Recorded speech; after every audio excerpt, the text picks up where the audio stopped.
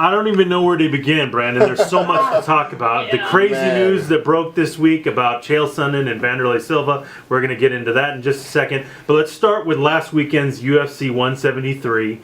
We talked a little bit about it a couple of weeks ago. We had the new champ, TJ Dillashaw, on the show a couple of days ago. That's so awesome. Right? And it was a shocker, to be honest with you, for me as a fan. Me too. I mean, we talked about Renan Barão. The guy, pound for pound, might be the best fighter in the UFC. Ever, man. Like, he's one of the cleanest fighters ever.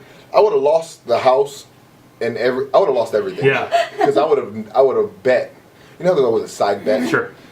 The side bet would have been T.J. Dillashaw's going to kick Barão in the head. In the face. Yeah. Nah, that's not going to happen. Come on. Bet everything. One of the best strikers in the UFC. Oh, UFC. my God. 5th round. He put him right into the kick. Like, he threw the feint, made Barão move. He slipped right into the kick, man. It was like a car crash. It really was unbelievable. It was quite an impressive performance. There is a new champion now. TJ Dillashaw beat Renan Barão. And it's what makes the sport so great. Is because, listen, it was a title fight. There was a reason why TJ Dillashaw was there, but nobody gave him a chance. Nobody, even me. Right. I mean, said he's going to look good, he's going to do good, but there's no way he's going to beat Renan Barão. Right. No way.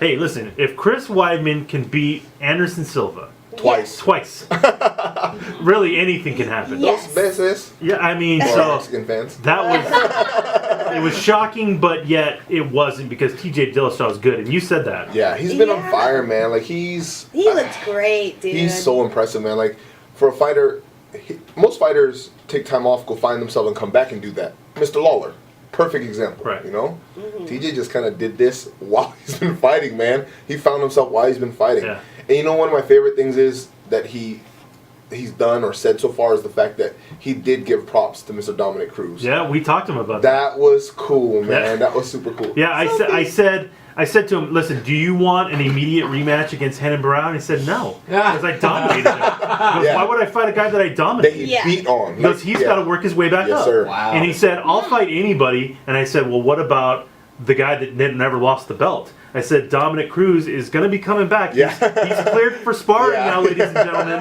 He is cleared for sparring. Hopefully pretty soon we'll see Dominic back in the octagon. And he said, I would love that fight. That's awesome. He goes, the man. guy is the champion. He goes, I want to prove myself against the best. And That's Dominic so Cruz is the best. sick. That's so awesome, man.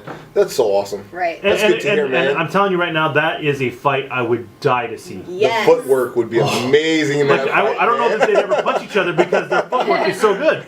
But they wouldn't be standing there, not swinging either. Right. Yeah. That is gonna. Don't blink in that one because No and I'm not way. saying that because it's gonna be a fast knockout. It's because you would miss something. You So would. you It's crazy. Record it so you can rewind Right. and play slow motion. Wow. At one point during last week's fight with TJ, I was literally just watching his feet. For like 3 minutes, just watching his feet. Like, And he what the gave props hell? up. He said, "I learned that crazy. from Dominic Cruz." He said, Dominic Cruz, without fighting Renan Barão, wrote the blueprint how to beat Renan Barão." Yep. Yeah. Which is really interesting. It's true. Yeah, that It's is true. interesting. The only way you're gonna beat Henna is exactly what TJ did. Don't let him hit you and keep moving. Yeah. And that's exactly what he did. Throw back. Yeah. Throw back, especially later in the rounds, because you saw how Mr. Renan Barão started kind of slowing down. It wasn't as noticeable as it has been in the past, Yeah. but you could see it. Yeah. You could still see it. And it was weirdly, and I don't know if you felt the same way, it was an oddly emotional experience. Because when you watch, I know that sounds weird. No, seriously, no, go with it. I'm going with you. Because when I saw how happy Dwayne Ludwig was, and how happy the rest of the boys The camp were, was. yes, it was like they won the belt. Yes. They were stoked. Yeah. And I did The think of joy. Team Alliance, Yeah. Yep. and I go, if one of you guys do the same, if Alexander Gustafsson, Anybody. any of those guys, Yeah. if you win a title, it's almost as if you guys win a title You won. Yeah. because you guys sit there and prepare for this together as a team. Exactly. So That's how it should was be. crazy, and it was one of those things where I was like, why do I feel like emotional right now? Because I have nothing invested in Team Alpha Male, but I was like, it was a big deal. That's why the sport of MMA is such a beautiful thing. Yeah. Because you can be involved with the individual on a team level. Right. It's not like a team sport where you have to like the whole team. Yeah. Or you pick your favorite players, or you're with that one dude in the ring going through 15 to 25 minutes. Right. Or 1 minute, depending on the fight. Yeah. You're going through that with them. right there. You know, it's different, man. It's a totally different vibe than anything else, man. It's totally different. Yeah. I even went to a boxing fight. I don't know if we talked about this already, but who just fought Marquez? I just went to a Marquez fight in LA. Awesome show. Really cool to see the HBO thing and yada yada yada. But it's not like MMA, man. Doesn't compare. It doesn't compare to MMA. It's something totally different. I've been to a lot of prize fights, and I've been to a ton of UFC events, and it's not even like it makes the hair stand up on your arms, the back of your neck, like the electricity that's in there, especially like when it's a big fight and what their music hits. Like I'll never forget like a Chuck Liddell fight and things like that. Or like even when we saw Weidman and Silva. Yeah, I mean that was insanity. That was insanity. Like you couldn't hear yourself stadium like erupted. Yeah. Like it's it something was else. gnarly. You're worried that the stadium's gonna collapse. Right. Under all the screaming and stomping. So the big news this week was the unfortunate news that Vanderlei Silva is no longer going to be fighting Chael Sonnen. Hopefully you've been watching on UFC Fight Pass the Tough Brazil because it's been insanity. These two guys hate each other. They fought. They did fight. They got into an actual fist fight while the season was going on, which has never really. There's been shoving and stuff like that before, but these guys threw blows. Dana was kind of pissed about that. He was very pissed. Sure. And so all I could do is think, man, I can't wait till these guys actually get into the cage and they let it go. Now, Chael Sonnen's been saying since day one that something's going to happen, that Vanderlei's going to pull out of this fight. He's been saying it. And this week the news broke that Vanderlei did not show up for his licensing and his drug testing, and he got pulled out of the fight. So now he's not fighting. Good news is, Chael's going to be facing Vitor Belfort now. Ooh. So that's a great fight. It's in Brazil, yeah? No, it's in Vegas. That's why he couldn't get licensed. Vitor's going to pass. So yeah, apparently he has passed. Right. Yeah, I know. It's kind of the same deal. But it is weird. What can you explain? Which I know you can't because you can't really think for another person. But why Vanderlei would do this? Why he would not show up for his mandated things to get licensed? It doesn't make any sense. You know, this blows my mind because Vanderlei, to me, ever since back in the day, back in Pride days, like he's the axe murderer. Like he's the original OG. He's gonna kill you. Yeah, when he's fighting you. Like you better hope that your mom's not watching when he fights. You know, I really don't know. It's mind-boggling. I mean, crazy. It's weird. Like I have no words to describe. If I've been watching this season of the Tough Brazil, and his behavior has been weird. Really? Like he's been a very strange cat, and I don't know if he's been fighting for so long that he's just kind of like whatever and kind of over it.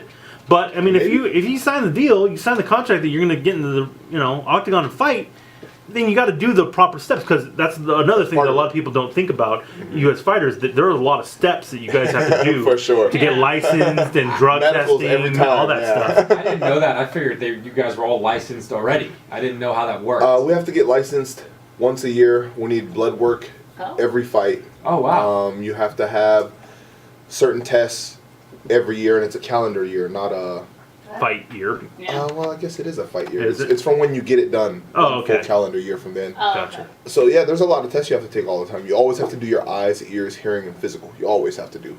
But I don't know, man. I have no idea. And also, there's all the media commitments that you guys have. Oh yeah, I forgot about that. Pressers, weigh-ins, everything that comes with being a fighter. It's a profession. Can Dana kick him out now? Absolutely. Yeah. Wow. He doesn't mess with stuff like that. Yeah. And let's make that real by the way, clear. that's Mr. White to you. Mr. White. So Boss man. that could be the end of Vanderlei in the UFC. But like you said, you brought up a great point, Eddie. He's been fighting since back in 15, the day. 16 years old. Since the 90s. Maybe he's just over it. Yeah. Maybe he's just like, that was cool, I'm done. Yeah. Let's move on. But who knows? Who knows? Like, what's his name? Nick Diaz and all those guys? Mm-hmm. Sorry.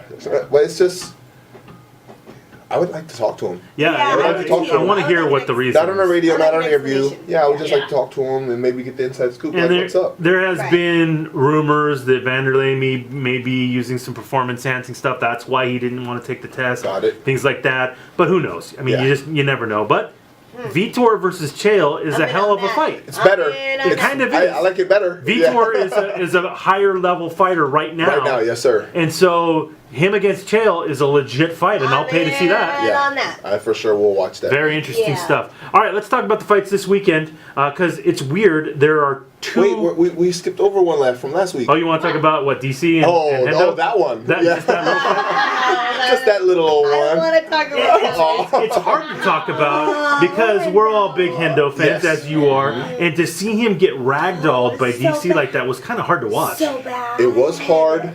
It was very hard, sad, and impressive at the same time. Sure, you got to give credit to DC. I just wanted to give big ups to Mr. Daniel Cormier. He's a beast. Like, that was stupid, dude. Yep. It was honestly like watching a heavyweight fight a welterweight. It looked like that big of a discrepancy. He didn't worry about that right hand at all. I mean, he stayed on the outside of it during his game plan during strikings, but other than that, man, like, he was just doing his thing the whole fight. Kicking Hendo's ass. Very impressive, man. Very impressive. Crazy. How do you think he matches up against John Jones? Ooh. Well, he matches up against John Jones so well. I feel like Daniel Cormier could take anybody down in the octagon. Oh, wow. Anybody down? Yes. He looked so 100%. good. He looked so good. Like, I think that would be like the one fighter that's going to give John Jones a run for his money. Actually, after Mr. Gustafsson. After And Mr. Gustafsson. it may end up being Daniel versus Alex. Daniel versus Alex. It very well could be, Which would be a hell of a fight. That would be an awesome fight. Right? I'll Interesting. take it all. It would be striker versus ground, because for sure DC won't stand with Alex. Yeah. Like, everybody's seen what's happened, you know? Like, And Alex is the guy that took John Jones down for the first time in the cage. Yeah, of course. over and over. Yeah, so it's a lot of good things about to happen in that weight class, and I just wanted to make sure we didn't skip over that, because that was Hell of a performance. one Tough to watch hell of a for me. performance. Yeah. Very tough to watch. for me. We still love you, Mr. Anderson. Yeah. Still love you, Mr. Anderson. All day. Makes sense for him to go down to 185 again, maybe. Yes. You know, because some of these 205ers are, It's I don't just- even know how they get down. It's like you. How did you ever get down to 205? You're a giant man. Yeah. So happens, man. you do what you got to do, I guess. There are two fight cards tomorrow. Very strange. Crazy? UFC they never double book, Oh, but because the fights are happening in Germany, Berlin. in Germany, and also it's happening in Brazil. They are able to do this, which is crazy. Two different times. Yeah. So the fight card in Germany is happening on UFC Fight Pass, and it's kind of early in the morning, like at 9:30 with both those guys. Both of But them, what do you think about that? You know, I'm kind of split on how it's going to go. I'm still going 50-50. Munoz, my Filipino brother, Yep. he's a beast, especially if he takes you down on the ground. Nobody has ground and pound close to being comparable to Mr. Munoz. Those Donkey Kong punches. Oh You my know, god. it's amazing. Like, he took Randy Couture and Tito Ortiz's ground and pound and improved it exponentially and made it his own. So if he takes Gearguard to the ground, it's over for Gearguard. There's no way he's going to get up. Yeah, it seems like Munoz, when he has struggles, it's when he's on his feet. And so Gearguard is an excellent composer of putting strikes together. that's where you mean where it could go either way. That's where it could go either way, 50-50. I was looking online, you know, and everybody's going 66%, 33%, Munoz losing. You know, and I just think it's a closer fight than that, 50-50. If he gets him down. Exactly. It just depends on who implements their game plan. Right. And I have seen Gearguard and have seen Munoz not show up for the fight. Yeah. It's happened, you know, Sure. and for whatever reason it happens. If one of them are off tomorrow, it's going to be bad for Right. that person that's off. Makes sense. And then in the other fight card, which is happening on Fox Sports 1, is going to be the Ultimate Fighter Brazil finale. And it's a main event that got changed, where it was going to be a heavyweight clash between Stipe Miocic versus Junior Dos Santos, which would have been a hell of a stand-up war. I would have wanted to see that one. That would have been really interesting. But the guy that they're throwing in there to fight Stipe is another. Just he does. It's like he's a Terminator or something. Like he can't be. He doesn't get hurt. Yeah. It's Fabio Maldonado, who's normally a 205 pounder, but he's going up to heavyweight to get this fight. And Maldonado is the dude who went toe to toe with. He just fought John Jones.